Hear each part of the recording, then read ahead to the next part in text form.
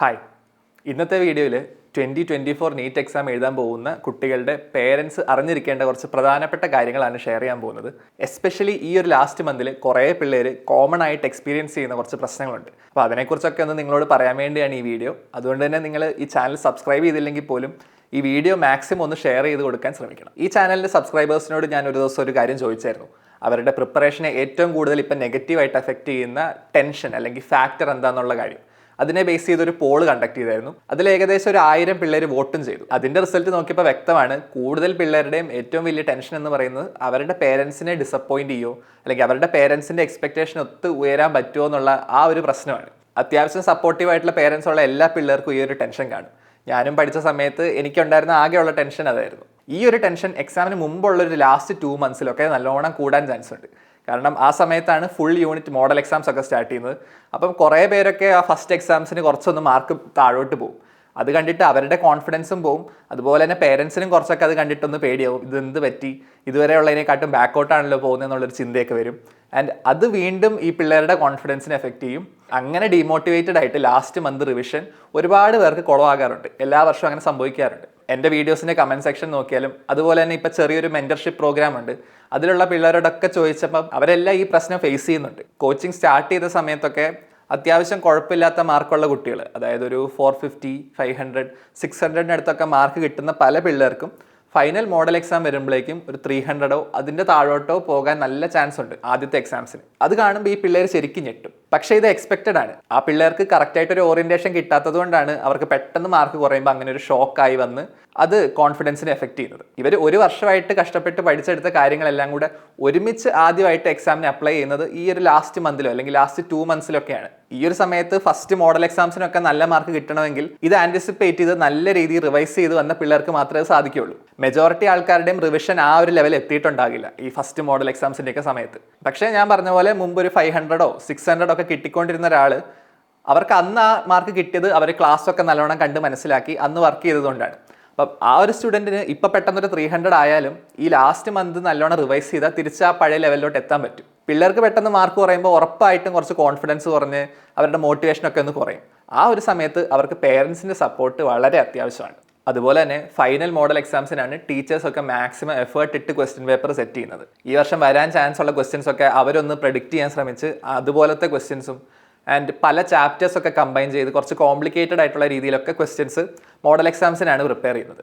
ഇതുപോലത്തെ ക്വസ്റ്റ്യൻസ് ഈ പിള്ളേർ ഈ ഫൈനൽ മോഡൽ എക്സാംസിനാണ് ആദ്യമായിട്ട് കാണുന്നതും അറ്റംപ്റ്റ് ചെയ്യുന്നത്. ഓൾസോ മുമ്പ് അവർ ചിലപ്പോൾ 3.5 മണിക്കൂറിൻ്റെ എക്സാം എഴുതിയിട്ടുണ്ടാവും, ഓരോ യൂണിറ്റ് വൈസോ അല്ലെങ്കിൽ ഓരോ സെക്ഷൻ വൈസൊക്കെ ആയിട്ട്.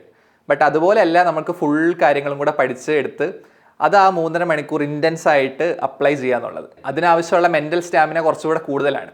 ആ ഒരു മെൻ്റൽ സ്റ്റാമിന തുടക്കത്തിൽ അവർക്ക് ഉണ്ടാകത്തില്ല. അത് പതുക്കെ മോഡൽ എക്സാംസ് എഴുതിയാണ് ഇമ്പ്രൂവ് ആയി വരിക. പെട്ടെന്ന് ഇപ്പോൾ മാർക്ക് കുറഞ്ഞിരിക്കുന്ന ഒരു കുട്ടിക്ക് ഈ ഒരു മാസം അത്യാവശ്യം കാമായിട്ട് ഒരറ്റത്തു നിന്ന് റിവിഷൻ ഇങ്ങനെ ചെയ്ത് വരികയാണെങ്കിൽ മാർക്ക് അതിനനുസരിച്ച് ഇമ്പ്രൂവ് ആകും. അതുപോലെ തന്നെ ഞാൻ പറഞ്ഞ ആ മെൻ്റൽ സ്റ്റാമിനയും പതുക്കെ ഇമ്പ്രൂവ് ആയി വരും. റിവൈസ് ചെയ്യുന്നതിനനുസരിച്ച് മെമ്മറി കൂടുതൽ സ്ട്രോങ് ആകും.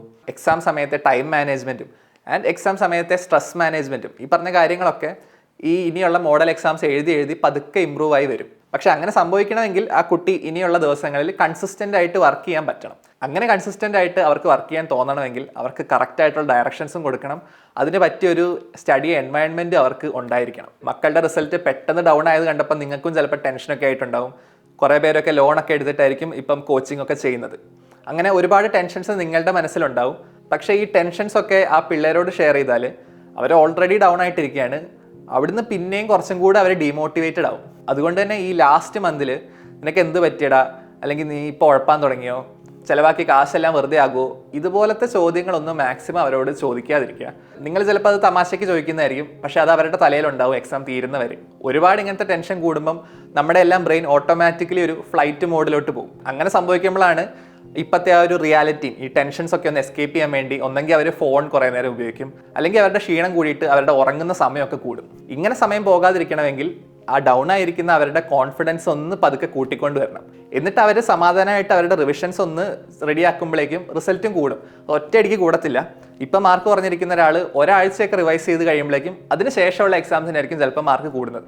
അപ്പോൾ ആ ഒരു ക്ഷമയും വേണം, അത് പേരൻറ്റിനും വേണം, കുട്ടിക്കും വേണം. എൻ്റെ കോച്ചിങ് സമയത്ത് എനിക്കുണ്ടായിരുന്ന ഏറ്റവും വലിയ അഡ്വാൻറ്റേജുകൾ എക്സാം നല്ല സ്പീഡിൽ എഴുതാൻ പറ്റുന്ന ഒരു കഴിവും അതുപോലെ എക്സാമിനെ അത്യാവശ്യം സമാധാനമായിട്ട് ഫേസ് ചെയ്യാനുള്ള ഒരു കഴിവായിരുന്നു. ഇങ്ങനെ സമാധാനമായിട്ട് ഫേസ് ചെയ്തതുകൊണ്ട് തന്നെയാണ് അത്യാവശ്യം സ്പീഡ് കൂടിയത്. അങ്ങനെ ഒരു കാം മെന്റാലിറ്റി എനിക്ക് ഉണ്ടാക്കിയെടുക്കാൻ പറ്റിയത് എനിക്ക് നല്ല രീതിയിൽ ഒരു സപ്പോർട്ട് സിസ്റ്റം കിട്ടിയത് കൊണ്ടാണ്. ഞാൻ റിപ്പീറ്റ് ചെയ്തത് പാലാ ബ്രില്യൻറ്റിലാണ്. അപ്പോൾ അവിടുത്തെ ഫൈനൽ മോഡൽ എക്സാംസിന് എനിക്ക് ഒരു പ്രാവശ്യം ഫസ്റ്റ് റാങ്കും കിട്ടിയിട്ടുണ്ട്, അതുപോലെ തന്നെ ഒരു പ്രാവശ്യം തൗസൻഡ്സിൻ്റെ പുറത്തോട്ടും പോയിട്ടുണ്ട്. അത്രയൊക്കെ ഫ്ലക്ച്വേഷൻസ് ആ ലാസ്റ്റ് പീരീഡിൽ സംഭവിച്ചിട്ടുണ്ട്. ഇങ്ങനെ മാർക്ക് പെട്ടെന്ന് കുറഞ്ഞപ്പം എൻ്റെ കോൺഫിഡൻസ് ഡൗൺ ആയിരുന്നു. പക്ഷേ എൻ്റെ ഭാഗ്യത്തിന് ആ ഹോസ്റ്റലിലെ വാർഡൻ എന്ന് പറയുന്നത് ഞങ്ങളുടെ ഒരു സാറ് തന്നെയാണ്.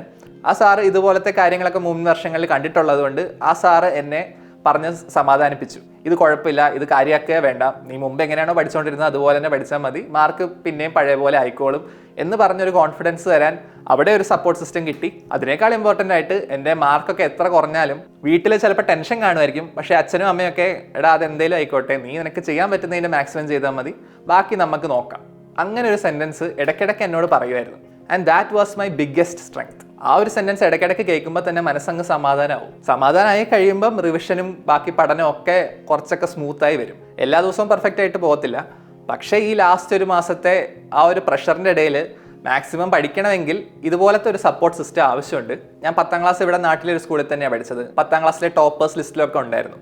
അതിനുശേഷം ഈ കോച്ചിങ്ങും കൂടെ കിട്ടാൻ വേണ്ടി +1 +2 കുറച്ച് ദൂരെയുള്ള കാഞ്ഞിരപ്പള്ളിയിലെ ഒരു സ്കൂളിലോട്ടാണ് പോയത്. ആ സ്കൂളിൽ നിന്ന് സ്ഥിരമായിട്ട് ടോപ്പ് റാങ്കുകളൊക്കെ വരാറുണ്ടായിരുന്നു. അപ്പം അതൊക്കെ കണ്ടിട്ട് അങ്ങോട്ട് വിട്ടു. അവിടെ ചെന്നപ്പോൾ കൂടെയുള്ളവരെല്ലാവരും ഇതുപോലെ ടോപ്പേഴ്സാണ്. ആൻഡ് ആ സമയത്ത് മാത്സ് ഞാൻ ഒരുപാട് സ്ട്രഗിൾ ചെയ്തു. അവിടെ നടന്ന ആദ്യത്തെ മെയിൻ എക്സാമിന് 50-ൽ എനിക്ക് 9 മാർക്കേ ഉള്ളായിരുന്നു. എൻ്റെ ലൈഫിൽ ഞാൻ ആദ്യമായിട്ടാണ് ഒരു എക്സാമിന് അങ്ങനെ തോറ്റു പോകുന്നത്. എൻ്റെ എഡ്യൂക്കേഷൻ പീരീഡിലെ ഏറ്റവും ലോവസ്റ്റ് ഫേസിൽ കൂടെ ഞാൻ കടന്നുപോയതും ആ ഒരു +1 +2 കാലഘട്ടത്തിലാണ്. അങ്ങനെ മാർക്കൊക്കെ കണ്ടപ്പോൾ എൻ്റെ പേരൻസും ടെൻഷൻ അടിച്ചിട്ടുണ്ടാവും. പക്ഷേ ആ ടെൻഷൻ ഒരിക്കലും എന്നോട് കമ്മ്യൂണിക്കേറ്റ് ചെയ്തിട്ടില്ല. അവരെ കൊണ്ട് പറ്റുന്ന രീതിയിലൊക്കെ സമാധാനിപ്പിച്ച് സപ്പോർട്ട് ചെയ്തായിരുന്നു. പതുക്കെ എൻ്റെ മാത്സിൻ്റെ മാർക്കൊക്കെ ഇമ്പ്രൂവ് ആയി തുടങ്ങി. ആൻഡ് ഫൈനൽ +2 ബോർഡ് എക്സാമിന് CBSE ആയിരുന്നു, അതിന് 94 ഉണ്ടായിരുന്നു. അപ്പോൾ അത്രയും ലോയിൽ നിന്ന് നല്ല രീതിയിലൊരു മാർക്ക് കിട്ടിയപ്പം നല്ലൊരു കോൺഫിഡൻസ് ഉണ്ടായി. ആ കോൺഫിഡൻസ് വെച്ചാണ് ഞാൻ പിന്നെ റിപ്പീറ്റ് ചെയ്യാൻ പോയത്. ആ ഒരു കോൺഫിഡൻസ് ഒരു പരിധി വരെ എനിക്ക് റിപ്പീറ്റിങ്ങിൻ്റെ സമയത്ത് മെയിൻറ്റെയിൻ ചെയ്തും പോകാൻ പറ്റി. ഇടയ്ക്ക് ഈ പറഞ്ഞ പോലെ കുറച്ച് ലോ ഒക്കെ ഉണ്ടായിരുന്നു, ബട്ട് തിരിച്ച് മുകളിലോട്ട് കയറാൻ ഒരു സപ്പോർട്ട് സിസ്റ്റം ഉണ്ടായിരുന്നതുകൊണ്ട് എനിക്കത് സാധിച്ചു. അങ്ങനെയാണ് കേരളത്തിലെ തന്നെ ഒരു നല്ല ഗവൺമെൻറ് മെഡിക്കൽ കോളേജിൽ എനിക്ക് അഡ്മിഷൻ കിട്ടിയത്. നിങ്ങളുടെ മക്കളും അവരുടെ സ്കൂളിലെ ടോപ്പേഴ്സൊക്കെ ആയിരിക്കും ചിലപ്പം. അവർ പക്ഷേ കോച്ചിങ് സെൻറ്ററിൽ ചെന്നിട്ട് ഞാൻ ഈ പറഞ്ഞ പോലെ ഒരു സ്ട്രഗിൾ ഇനിഷ്യലി ഫേസ് ചെയ്തിട്ടുണ്ടാവും. കുറേ പേരൊക്കെ ആ ഒരു സമയത്ത് കോൺഫിഡൻസ് പോയിട്ട് അവിടുന്ന് ഇമ്പ്രൂവ് ചെയ്യാൻ പറ്റാതെ കിടക്കും. ബട്ട് കൂടുതൽ പേരും പതുക്കെ ഇമ്പ്രൂവ് ആയി അങ്ങനെ വരും. ഇങ്ങനെ ഇമ്പ്രൂവ് ആയി വരുന്ന സമയത്താണ് അവസാന നിമിഷം ഈ മോഡൽ എക്സാംസ് വരുമ്പോൾ വീണ്ടും മാർക്ക് കുറഞ്ഞിട്ട് അവർ പിന്നെയും ഡൗൺ ആകുന്നത്. ഒരുപാട് പേര് ആ ലെവലിൽ തന്നെ കണ്ടിന്യൂ ചെയ്ത് അവസാനം എക്സാം ക്രാക്ക് ചെയ്യാൻ പറ്റാതെ പോകാറുണ്ട്. ഞാനിപ്പോൾ നടത്തി വരുന്ന പ്രോഗ്രാമിലുള്ള കുറേ റിപ്പീറ്റേഴ്സ് ഉണ്ട്. അപ്പോൾ അവരെല്ലാം ഈ സെയിം പ്രശ്നം കോമൺ ആയിട്ട് എന്നെ വിളിച്ച് പറഞ്ഞിട്ടുണ്ട്.